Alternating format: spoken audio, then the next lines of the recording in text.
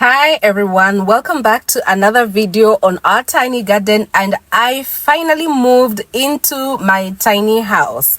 So this is how the house looks like from the outside, and I just want to give you a brief tour of how it turned out.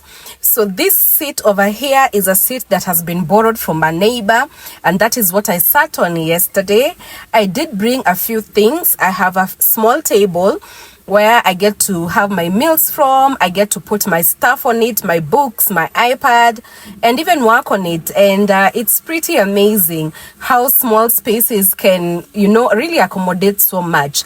Right next to it, I do have a small laundry basket where I put my dirty laundry. And next to it is where I have my mattress. So this is where I spent the night yesterday, on the floor, but I do have a carpet underneath just to ensure that I do not get to feel the cold from the tiles, because tiles can be pretty cold. And I must admit that last night was one of the best sleep I've ever had in a really long time. I've really wanted to come here, work on my garden, and it was practically impossible for me to work on my garden and go back to Nairobi on the same day. And so I just chose to have a small space where I can, put my head to rest.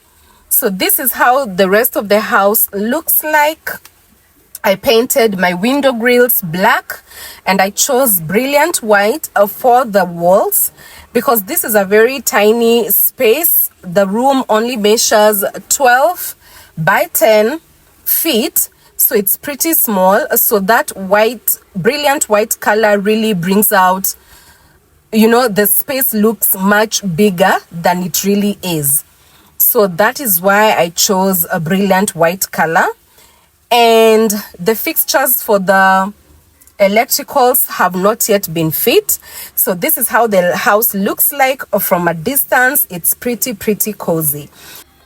In terms of power, I chose to go the solar way because we are off grid. And it really took me a long time to decide on the kind of power I wanted. Of course, I wanted a 5 kVA, but I wasn't able to get it. It was pretty expensive, so I ended up going with a Sun King, the Home Plus Max. So this system allows you to charge your phone, charge your laptop, and also charge your tablet. And it also comes with a TV for you not to get bored or my son to get bored. The bulbs for this system come with individual switches, which we mounted on the wall. And these are the tube lights that come with the system. So this was during the day, and during the night it has 3 different modes. So it's pretty bright, and it serves my needs. The bigger system can always come later once I'm ready to have it. This over here is my kitchen space. I dedicated one corner of the house to have my kitchen space. And so I did an entire kitchen counter that has a workspace, a sink, and a place to put my utensils to dry. And then I also have a provision to put my hob. So this space over here is where I'm going to put my stove hob once I purchase it. So I had it made exactly in the measurements of the stove that I wanted. And then down here is where we are going to have the gas. So this space right here is where we are going to store the gas cylinder. And then I'm just going to close it up when I'm ready so that we do not have the space so open. And this counter over here is where I prepared my first meal yesterday. Like I said, the feeling was so surreal. My phone gave me that rosemary plant that you see on the windowsill. So I'm gonna find some space and plant that rosemary. This is where I dry my utensils. So I did have a few guests yesterday who came by, and we had a meal together, and we just had an incredible time. So before I get my stove hob, this is where I cook from. So I just use that small gas cylinder. I put my cooking pot on top, and I make a meal. One of my favorite features on this counter is definitely the sink. It's so deep I get to put all my dishes in there, and I so love it. On this other corner of the house is where I have dedicated it to my storage area for now. So that's where I put all my drinking water, my cooking pots, any food that I come with. I put them in that plastic drawer that you see over there, and then I get to have all my spices and my tomatoes and my onions and whatever green leafy vegetables I've come with. I get to put them on that other small plastic trolley that you see over there. Moving on to the bathroom area, this is what we have. We have a sink over there. I chose that marbled white tile for the walls, and I also chose beige tiles for the floor. So this is the bathroom side, and you can clearly see the marbled tiles on the wall. A bit of work still needs to be done on the grout lines. Some work also needs to be done on the grout lines on the floor, but these are the beige tiles that I chose for the floor. I really think they complement each other so well, and the space looks beautiful. Here is my very simple soap dish that I mounted on the wall, and on this other side is where I have my toilet. So the toilet and the bathroom are separated, and then we have the sink in the middle. Over there I have my very simple toilet roll holder that I absolutely love. And then if you check the top of the tile area, we also went with brilliant white. I just think white really brings out the lighting and makes the space look really big, and that is something that I absolutely love.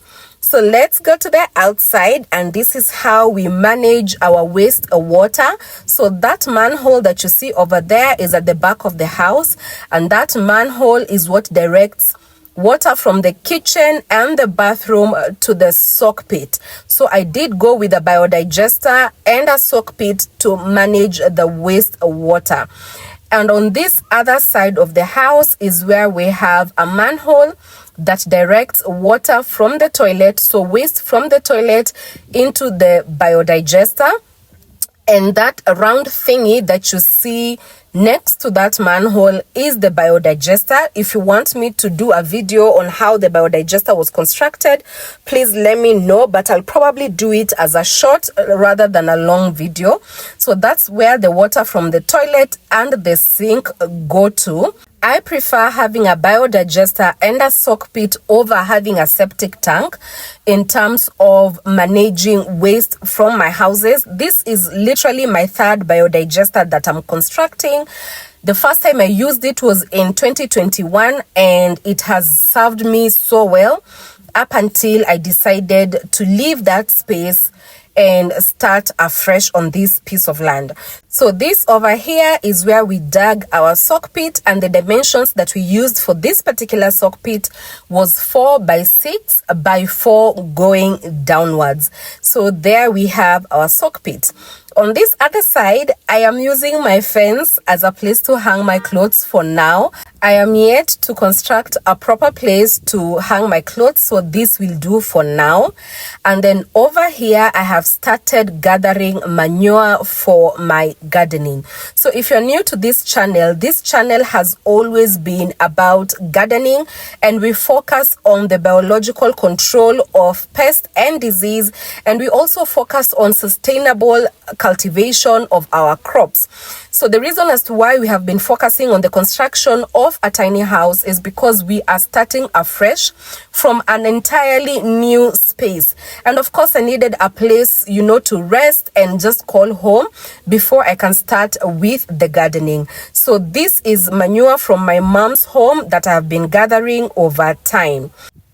On this other side of the property, this is where I intend to put my main house when I'm ready to construct it. So for now, it's going to remain as is. Alternatively, I could put in a few fruit trees that do have a short life cycle. Fruit trees like tree tomatoes or pawpaws or any other fruit tree that has a short life cycle, I had already started to put in the fence, but then again I noticed that I needed a house first instead of doing the fencing first. And so yesterday we also built our very first raised bed. So this is what we did with my fundi yesterday. So I wanted this one for starters. It measures 7 by 4. And I used machine cut stones, the 4x6 size, if I'm not wrong. So that is the size that we used. And of course, we watered it and I covered it with polythene bags because the sun in Machakos is so unforgiving. So this property is in a place on Kangundo Road called Mala, and it is super, super hot. On this other side of the property, this is where I intend to have all my vegetables. So I'm going to do the raised beds up to a certain point, and then from there I'm gonna do my fruit trees. So I intend on doing apples, pixies, or what we call mandarins. I intend to plant oranges, mangoes, and so much more because that space is actually pretty big. On my very first bed, I'm actually going to do simple vegetables that I consume every day. So I intend on planting Swiss chard, or what we commonly call as spinach here in Kenya. Now, please don't come for me. I know spinach and Swiss chard are two completely different plants, but hey, it's what we call them here in Kenya. So that's what I'm gonna do. And there you have it. Now you have a tiny tour of my tiny space and what we are working with. I honestly do not even know how people do these tours. I really hope that I did some justice to the space. Thank you so much for sticking around up to the end. I am so excited for the next chapter because we are finally going back to what we love the most, and that is gardening, a bit of science here and there, and how we can, grow our crops in a healthy way. If you enjoyed this video, please give it a thumbs up, and if you haven't subscribed, please do subscribe and share this video with someone who might be interested in this kind of content. I will see you in the next video. Bye bye for now.